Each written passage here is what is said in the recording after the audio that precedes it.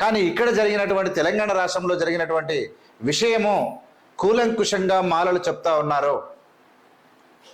వర్గీకరణ అనేది భారత రాజ్యాంగంలో వర్గీకరణ, ఎస్సీ ఎస్టీలకు వర్గీకరణ అనేది లేదు. ఎస్సీలో దేవేంద్ర సింగ్ వర్సెస్ పంజాబ్ కేసులో, పంజాబ్ ప్రభుత్వం కేసులో ఎస్సీలు మాత్రమే వర్గీకరణ అడిగారు. ఎస్టీలు పంజాబ్లో లేరు, ఎస్టీలు అడగలేదు. అయినా వర్గీకరణ చేయడానికి డివై చంద్రసూది ఆడినటువంటి నాటకం, నరేంద్ర మోడీ యొక్క తోడ్పాటు ఈ దేశంలో ఎస్సీ ఎస్టీ రిజర్వేషన్లను సమూలంగా నాశనం చేయడానికి వేసినటువంటి పన్నాగంలో ఒక భాగం. ఈ రాష్ట్ర ప్రభుత్వం, ఈ రాష్ట్ర ముఖ్యమంత్రి, ఈ రాష్ట్ర ఉప ముఖ్యమంత్రి, ఈ రాష్ట్ర స్పీకర్ గుర్తుంచుకోవాల్సిన అంశాలు ఏంటంటే, DY Chandrachud, ex chief justice of India, he pursued his PhD in Harvard University in America. His PhD, what he submitted, you know,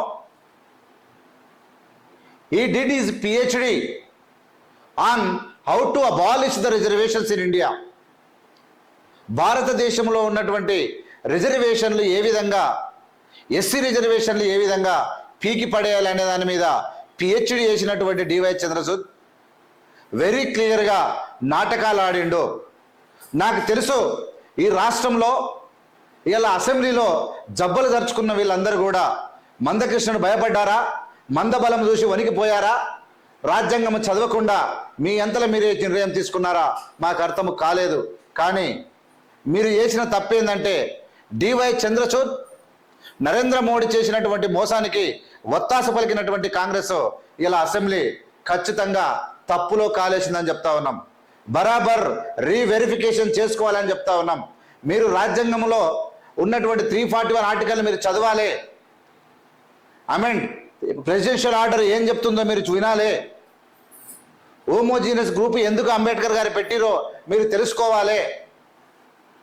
ఇవన్నీ తెలుసుకోకుండా, నరేంద్ర మోడీ కుట్రలు తెలవకుండా, వాళ్ళు ఇచ్చినటువంటి తీర్పును క్షుణ్ణంగా మీరు అధ్యయనం చేయకుండా, వాళ్ళు ఏమేం చెప్పారు మీకు తెలుసా, మీరు దాన్ని చదివిరా. ఇలా కమిషన్ ఎవరండి? Who is commission? What is the అంటే కమిషన్ వచ్చి ఏం చెప్తే అది వర్గీకరణ అయిపోతుందా? వర్గీకరణ అంటే అంత చిన్న అంశమా? ఎవరో ఒక కమిషన్ ఏర్పాటు చేసి ఆయన రిపోర్ట్ రాస్తే వర్గీకరణ అయిపోతుందా? ఇదేది నాకేం అర్థం కాలేదు. ఏం జడ్జిమెంట్ ఇది? ఇదేం రూలింగ్ సిస్టమ్? ఎందుకు మందకృష్ణ చూసి వణికిపోతా ఉన్నారు? మీకు ఓట్లు కావాలనా, మీకు సీట్లు కావాలన్నా చేయండి, మ్యానిపులేట్ అంటున్నా. మీకు ఓట్లు కావాలన్నా, మీకు గెలుపు కావాలన్నా, మీకు మందబలం కావాలన్నా, మీకు రాజ్యాంగంలో ఉన్నటువంటి నిజమైన అంశాలు కావాలా, తేల్చుకోవాలని చెప్తా ఉన్నాం మేము. నేనేమంటున్నానంటే, ఒక నాయకుడు గెలుపు కోసము, ఓట్ల కోసం రాజ్యాంగంలో ఉన్నటువంటి అంశాలను మేమే అది చేసినామని మీరెవరా చేయడానికి? నేనేమంటున్నానంటే, వర్గీకరణ మీరు చేసిర్రు. ఇలా పంజాబ్లో 25% చేసింది, 35% వర్గీకరణ చేయండి, రిజర్వేషన్లు దళితులకు ఇవ్వండి అంటే అందులో ప్రేమ లేదా మీకు? నేను అడుగుతా ఉన్నా. I'm demanding state government, Congress party government, chief minister of Telangana, నువ్వు 30% రిజర్వేషన్, నీకు దళితుల మీద ప్రేమ ఉంటే 30% రిజర్వేషన్లు ఇవ్వని అడుగుతా ఉన్నా. 30% రిజర్వేషన్లు దళితులకు ఇవ్వని అడుగుతా ఉన్నాం. కానీ ఉన్న దాంట్లో విడగొట్టి దాన్ని డివై చంద్రసూద్ చేసినటువంటి ఒక పాపానికి, నరేంద్ర మోడీ చేసినటువంటి నాటకానికి మీరు ఒత్తాస వలుకుతూ, ఇలా మందకృష్ణకు తెలియదు ఆయన ఏందో ఆయన పుట్టకూటి కోసం, ఆయన బతుకుదెరు కోసం ఒక యుద్ధం చేసిండు. మందకృష్ణ చూసి వణికిపోయిన వాళ్ళు మీరు, మందకృష్ణ చూసి గజ గజ వణికిపోయారు మీరు అంటున్నా. మీకు కొడతారని భయము, ఓడగొడతారని భయంతో ఇలా వణికిపోతూ ఇలా తీర్పును చదవకుండా మీరు అసెంబ్లీలకు జబ్బలు దర్చుకుంటా ఉన్నారంటే మేము సిగ్గుతో తలదించుకుంటా ఉన్నాం. మీరు ఎట్లా మాట్లాడుతారు? ఐఎమ్ యంగ్ గాయ్, నేను ఆవేశంతో మాట్లాడుతూ ఉన్నా. దీని తర్వాత ప్రభుత్వంలో ఎవరన్నా ఉన్నవాళ్ళు జాతికి మొత్తం వాస్తవమైన పరిస్థితులు మీరు చెప్పాల్సిన అవసరం ఉంది. మేము చెప్తా ఉన్నాం, నరేంద్ర మోడీ ఎంత పెద్ద ఎత్తున కుట్ర చేసిండు అనేది మీకు ఇప్పుడు చెప్తా ఉన్నా నేను. ఇది వినండి మీరు అని అంటున్నా. ఇలా వాళ్ళ రాజ్యాంగంలో పొందుపరిచినటువంటి 566 పేజీల యొక్క తీర్పులో వాళ్ళు ఏం పొందుపరిచారు అంటే, ఏమున్నదంటే, అసలు 341 ఆర్టికల్ ఏం చెప్తుందో డివై చంద్రచూడ్కి అర్థం లేదు. అసలు రాజ్యాంగంలో ఎస్సీ వర్గీకరణ చెయ్యొచ్చా చేయరాదో నరేంద్ర మోడీకి తెలియదు. ఎందుకంటే ఆయన రాజ్యాంగం చదివాడు, ఆయన పైసలు తింటాడు, అందంగా సుందరాంగం లేక తయారవుతాడు, విదేశాలు తిరుగుతాడు ఆయన. ఈ మోసగాడు డివై చంద్రశూడ్ అనే వ్యక్తి హార్వర్డ్ యూనివర్సిటీలో ఎట్లా how to abolish the reservation దాని మీద పిహెచ్డి చేస్తాడు. వీళ్ళందరూ వచ్చి భారతదేశంలో ఉన్నటువంటి దళితులను అస్థిరపరచడానికి ఆడుతున్నటువంటి కుట్రలో కాంగ్రెస్ పార్టీ భాగము కాకూడదని చెప్తా ఉన్నా. మాదిగలు కూడా వాస్తవమైన పరిస్థితి గ్రహిస్తూ ఉన్నారు, వాస్తవమైనటువంటి పరిస్థితులను గ్రహిస్తూ ఉన్నారు. మీరు గనక ఈ వర్గీకరణ విషయంలో తొందరపడితే మాత్రము అంత మంచిది కాదు. మీరు ఓట్ల కోసం వేసిరా, న్యాయం కోసం వేసిరా? ఇది న్యాయమైన పోరాటం అని మాట్లాడుతూ ఉన్నారు. అంటే మీరు న్యాయమైన పోరాటం అని అసెంబ్లీ చెప్తే అంబేద్కర్ అన్యాయం చేసిండని చెప్పండి. మీరు అంబేద్కర్ గారు మాదిగలకు అన్యాయం చేసిండు, మేము న్యాయం చేస్తున్నామని మీరు చెప్పండి అంటున్నా. బట్టి విక్రమార్క షుడ్ స్పీక్. ఉన్న పేపర్ చదువుడు కాదు. నువ్వు డిప్యూటీ స్పీకర్ దళితుని అయి ఉండి భారత రాజ్యాంగంలో ఉన్న అంశాలు మాట్లాడలేని మీరు ఇలా ఈ రాష్ట్రంలో గొప్ప పదవులు కావాలి, గొప్ప రాజనీతిజ్ఞులు కావాలి. కానీ రాజ్యాంగం నాశనం అయిపోతే నోరు మూసుకొని కూర్చున్నటువంటి మీలాంటి వాళ్ళు మాకు అవసరం లేదనిపిస్తూ ఉంది. ఏ లెక్కన మీరు మాట్లాడతారు అంటున్నా. మీరు రాజ్యాంగం ఎందుకు చదవలేదు? 341 ఆర్టికల్ని ఎందుకు అధ్యయనం చేయలేదు? ప్రెసిడెన్షియల్ ఆర్డర్ ఏం చెప్తా ఉంది? ప్రెసిడెన్షియల్ ఆర్డర్లో ఏ పదాలు ఉన్నాయి? మీరు ఒక్కసారైనా చదివిర్రా? Scheduled caste, scheduled tribes and race అనే 3 పదాలు తప్ప క్లాసిఫికేషన్ అనేటువంటి వర్డ్, క్లాస్ అనే వర్డ్ ప్రెసిడెన్షియల్ ఆర్డర్లో అంబేద్కర్ గారు పొందుపరచలేదు. అంటే ఇలాంటి శక్తులు పుడతాయని, ఓట్ల కోసము వాళ్ళ బతుకు కోసము దళితులను చీలుస్తారనే ఉద్దేశంతోనే అంబేద్కర్ గారు ప్రెసిడెన్షియల్ ఆర్డర్ పెట్టి హోమోజియస్ గ్రూప్ అని మెన్షన్ చేస్తూ ఇలా ఎక్కడ కూడా క్లాస్ అనే పదం చేయకుండా ఇక్కడ ఆర్టికల్ తయారు చేస్తే దాన్ని సుప్రీంకోర్టు తీర్పిస్తే తప్పుడు తీర్పిచ్చినటువంటి సుప్రీంకోర్టును తిప్పికొట్టాల్సినటువంటి కాంగ్రెస్ ప్రభుత్వం, ప్రశ్నించాల్సినటువంటి కాంగ్రెస్ ప్రభుత్వం బీజేపీ చేస్తుంటే ఇలా నరేంద్ర మోడీ మందకృష్ణతో మీటింగ్ పెట్టడం కానీ ఎక్కడ కూడా నరేంద్ర మోడీ నోరు జారట్లేదు. చాలా బీజేపీ పార్టీ మొత్తము ఓలుగా కంట్రోల్లో ఉంది. చాలా జాగ్రత్త పడతా ఉన్నారు వాళ్ళు.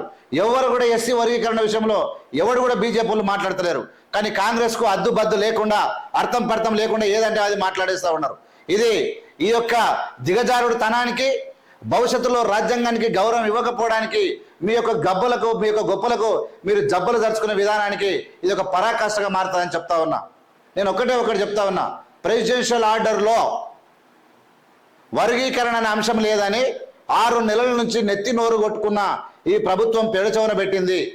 ఇలా కావాలని డివై చంద్రశూడ్ ఇచ్చినటువంటి తీర్పులను కాంగ్రెస్ పార్టీ అంగీకరిస్తుందా అని నేను అడుగుతా ఉన్నా. మీరు నరేంద్ర మోడీ ఏది బలపరిస్తే ఏది చేసే దాని తీర్మానాన్ని మీరు అమలు పరుస్తారా అని నేను అడుగుతా ఉన్నా. ఎందుకు నరేంద్ర మోడీకి ఒత్తాస పలుకుతా ఉన్నారని అడుగుతా ఉన్నా. ఎందుకు నరేంద్ర మోడీ మోసాలను మీరు నెత్తిలో వేసుకుంటారని అడుగుతా ఉన్నా. ఎందుకు ఈ కర్మ పట్టిందని అడుగుతా ఉన్నా. మీకు చదవాల్సిన అవసరం లేదా? ఆ తీర్పులో ఏముంది అంటే వినాలి. మీరందరూ కూడా ఏవిఎన్ ఛానల్ సబ్స్క్రైబ్, లైక్ చేసి ప్రజలకు పంపండి. మీరందరూ వినాల్సిన అవసరం ఏంటంటే తీర్పులో ఏముందంటే ఎడ్యుకేటర్స్ అంట, బ్రాహ్మణులు అంట. ఈ యొక్క తీర్పులో, ఈ మేధావులు ఇచ్చినటువంటి తీర్పులో ఏముందంటే ఆల్ ఎడ్యుకేటర్స్ ఆర్ బ్రాహ్మణ్స్. అంటే చదువుకున్న దళితులందరూ కూడా బ్రాహ్మణులే.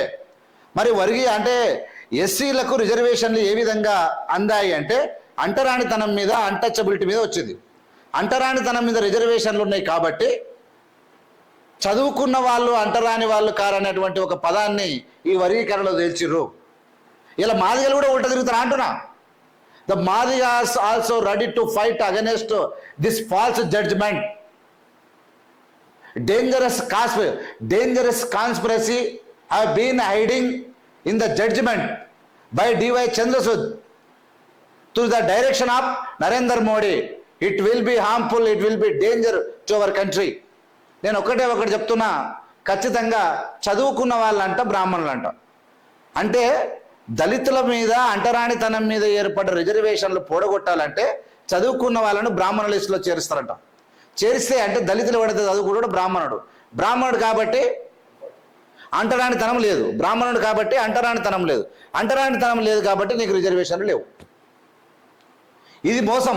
ఈ మోసాన్ని కాంగ్రెస్ గ్రహించకుండా, ఈ మోసాన్ని కాంగ్రెస్ వినకుండా మీరు డైరెక్ట్ మీరు ఎంతలో మీరు జబ్బలు కొట్టుకుంటే ఎట్లా?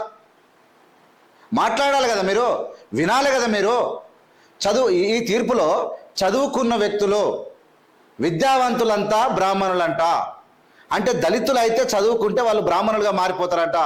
ఈ మోసం ఎవరు తెచ్చిర్రు? ఈ పదం ఎవరు తెచ్చిర్రు? డివై చంద్రశుద్ధి ఎట్లా తెచ్చిండంటే, హార్వర్డ్ యూనివర్సిటీలో డివై చంద్రశుద్ధి ఎట్లా రిజర్వేషన్లను ఈ దేశం నుంచి పీకేయాలనే విషయం మీద పిహెచ్డి చేసిండు. ఆ పిహెచ్డి చేసిన మోసంలో భాగమే ఈ జడ్జిమెంట్లో ఏముంది అంటే, రిజర్వేషన్లలో వర్గీకరణలో ఒక భాగంగా చదువుకున్న వాళ్ళంతా బ్రాహ్మణులు, అంటే వాళ్ళకు బ్రాహ్మణులకు రిజర్వేషన్లు లేవు, అంటే దళితులు మాదిగలు కానీ ఎవరు చదువుకున్నా వాళ్ళు బ్రాహ్మణులుగా మారిపోతారు. వాళ్ళు రేపు భవిష్యత్తులో ఇది జరుగుతుంది. రెండో విషయం వల్ల ఏం చెప్పిరాయంటే, బ్రాహ్మణుల తర్వాత ఎవరు? వైశ్యులు ఎవరెవరంట?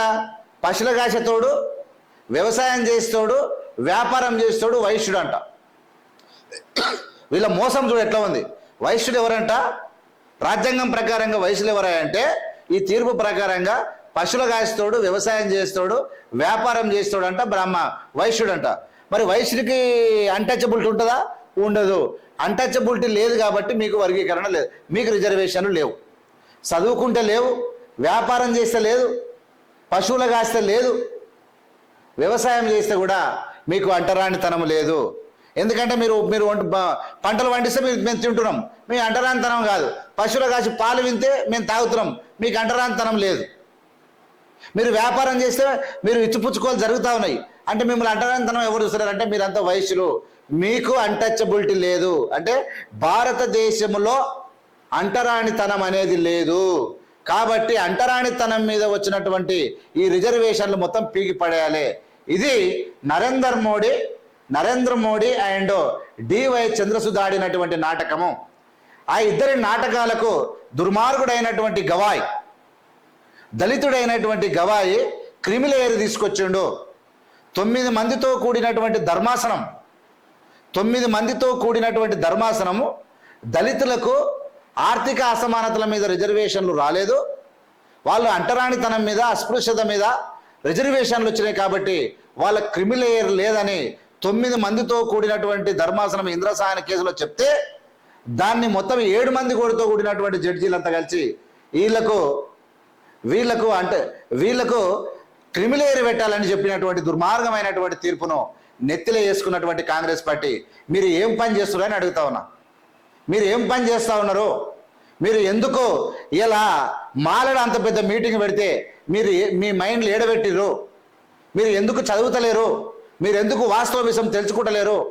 నరేంద్ర మోడీ ఉత్తర భారతదేశంలో మాదిగలు మొత్తం ఎదురు తిరిగితే తోక ముడిచిండు. ఇలా డివై చంద్రశూడ్ తప్పించుకున్నాడు. కానీ వాళ్ళు చేసిన తప్పులను కాంగ్రెస్ నెత్తి మీద వేసుకుని ఊరేగుతా ఉన్నది. దాన్ని మీ విజయంగా చెప్పాలని మీరు అనుకుంటూ ఉంటే మీరు తప్పులో కాలేస్తూ ఉన్నారు. ఇది ప్రమాదకరంగా మారుతుందని నేను హెచ్చరిస్తూ ఉన్నా. మీ ఇష్టం. మీ పదవులలో మీ అంతలో మీరు గొప్పగా అనుకొని మీరు చేసేదంతా కరెక్ట్ అనుకుంటే అది మీ ఇష్టం. మేము ఇన్నాళ్ళు కాంగ్రెస్ పార్టీకి తూచా తప్పకుండా మేము సపోర్ట్ చేసుకుంటూ వస్తూ ఉన్నాం. కానీ మీరు రాజ్యాంగాన్ని చదవకుండా, జడ్జిమెంట్ను చదవకుండా, మోడీ మోసాన్ని చదవకుండా, చంద్రశూడ్ దగాను చదవకుండా ఇలా మాదిగలకి వీళ్ళు ఏమనుకుంటారు? మాదిగలు ఇలా సంఘాలు గుద్దుకుంటారు మా రేవంత్ రెడ్డి ఇచ్చిండని. నేను ఏమంటానంటే, రేవంత్ రెడ్డి గారు కుట్ర చేయలే. ఆయన ఏమనుకున్నాడు అంటే, ఆయనకున్న ఆలోచన ప్రకారంగా వాళ్ళు అడుగుతున్నారు, ఇచ్చేద్దాం అనుకున్నాడు. మీరు అనుకోవచ్చు, కానీ నేను ఏమంటున్నానంటే, మోసాన్ని మీరు గ్రహించలేదు కాబట్టి మీది కూడా తప్పే అంటున్నా, ఈ ముఖ్యమంత్రిది కూడా తప్పే అంటున్నా. ఎందుకు నరేంద్ర మోడీ మోసాన్ని నువ్వు పసిగట్టలేకపోయావు? ఎందుకు డివై చంద్రశూడ్ మోసాన్ని మీరు పసిగట్టలేకపోయారు? మేము చెప్తా ఉన్నాము, మేము మాట్లాడుతూ ఉన్నాము, మాకెందుకు మీరు అవకాశం ఇస్తలేరు? మమ్మల్ని కలిసే అవకాశము ఇలా ఈ దళిత ప్రతినిధులను ఇలా మాల ప్రతినిధులను పిలిచి మీరు ఎందుకు మాట్లాడలేకపోయారు? రాజ్యాంగాన్ని కూని చేద్దామని చెప్పి బీజేపీ పన్నాగాలు చేస్తూ ఉంటే, మోసం చేయాలని చూస్తూ ఉంటే మీరు దాన్ని పసిగట్టకపోవడమే మీ తప్పని నేను చెప్తా ఉన్నాను.